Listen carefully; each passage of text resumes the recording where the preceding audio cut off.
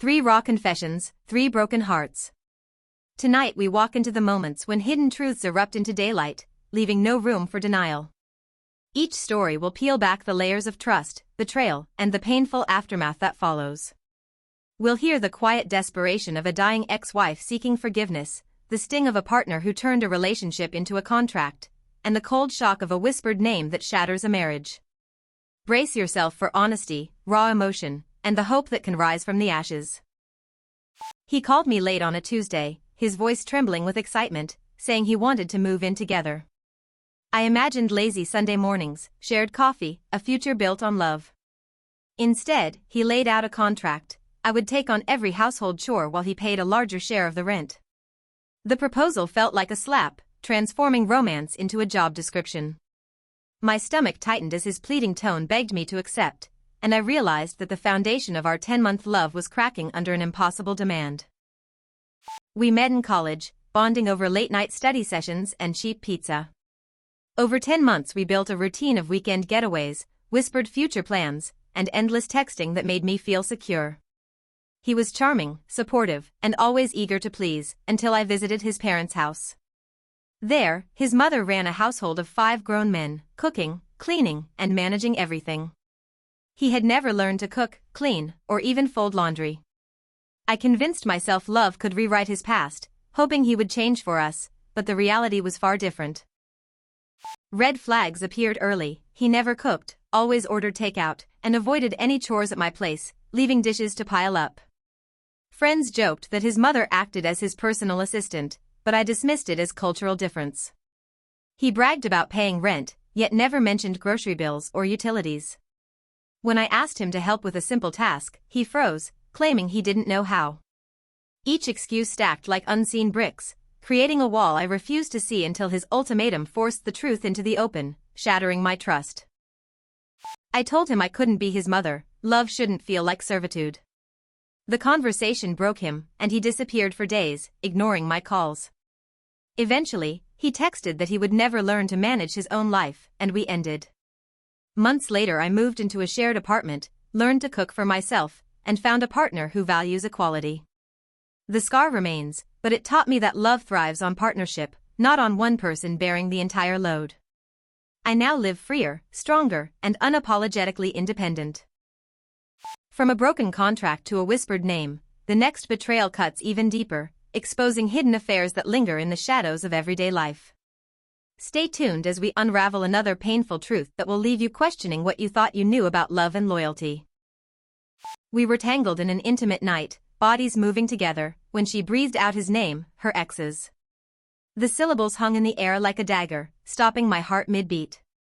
Confusion turned to cold dread as I realized something had been lurking beneath our marriage for months. The room felt suddenly too small, the sheets too tight. As the realization sank in, she had been carrying another man's memory into our bedroom. That single slip shattered the illusion of safety we had built together. We married after 5 years of friendship, sharing a home, 2 children, and a life that seemed unbreakable. Our routine was predictable: weekday work, weekend soccer games, nightly dinners. I trusted her completely, believing we had built a fortress of honesty. Her laughter filled the house, and her support during my career moves made me think we were partners for life. The bond felt unbreakable, until that night when a name from her past resurfaced, ripping the seams of our shared reality and exposing a hidden hurt. In hindsight, subtle clues were everywhere: late-night texts she guarded, a sudden increase in her phone's brightness, and a shift in her tone whenever I mentioned his name. She avoided speaking about her previous relationship, insisting it was over, yet her social media still displayed old photos.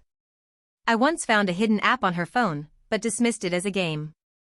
The more I tried to ignore the unease, the louder the warning signs grew, echoing in the silence of our bedroom that night. I confronted her with the evidence, and she finally admitted to an ongoing emotional affair. The divorce was messy, but I fought for custody of our children, ensuring they felt loved by both parents. Today I live a quieter life, focusing on my kids and my own healing. The betrayal taught me to trust my instincts and never settle for half-truths. I'm rebuilding my future one honest conversation at a time, and I'm stronger for having survived the shock of that whispered name. From hidden messages to a dying lover's final request, the next tale explores forgiveness when time runs out, showing how closure can arrive in the most unexpected moments. Stay with us as we walk through that emotional crossroads. She lay in a hospital bed, frail and breathing shallow, whispering, "I need you one more time." My ex-wife, the woman who broke my heart years ago, was dying and begged for my presence.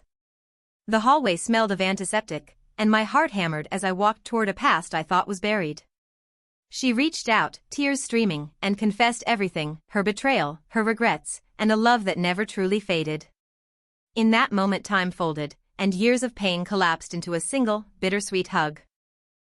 We grew up together, sharing childhood secrets, first loves, and a marriage that lasted a decade before her affair ended it. We had 2 children, a house, and a routine that felt like a safety net. After the divorce I built a new life, but the memory of her betrayal lingered like a scar. When she fell terminally ill, my sister urged me to visit, fearing I would forever hold on to anger. I hesitated, remembering the night she left, yet something in me still cared for the mother of my kids. Even after the split, I noticed her lingering presence in our children's lives, photos on the fridge, occasional calls about school. She never fully cut ties, keeping a polite distance that felt more like a rope. When she called to say she was ill, I sensed urgency, a plea hidden behind the diagnosis. The signs were subtle, her asking for my help with the kids, lingering apologies in text, and the way she watched me from across the room during family gatherings, as if hoping for a second chance. We spent an afternoon together, sharing stories, laughing over board games, and saying goodbye without bitterness. I promised my children I would bring them to see her one last time, honoring the mother they still adored. After she passed, I felt a strange peace, a closure I never imagined possible. Today I focus on my kids and my own healing, grateful for the chance to rewrite the ending of a painful chapter. The betrayal remains, but I've reclaimed my narrative and found strength in forgiveness. Betrayal cuts deep, but every story shows we can rise, rewrite, and reclaim our power. Which story hit hardest today? Let me know in the comments, share your own experiences, and remember that you are not alone.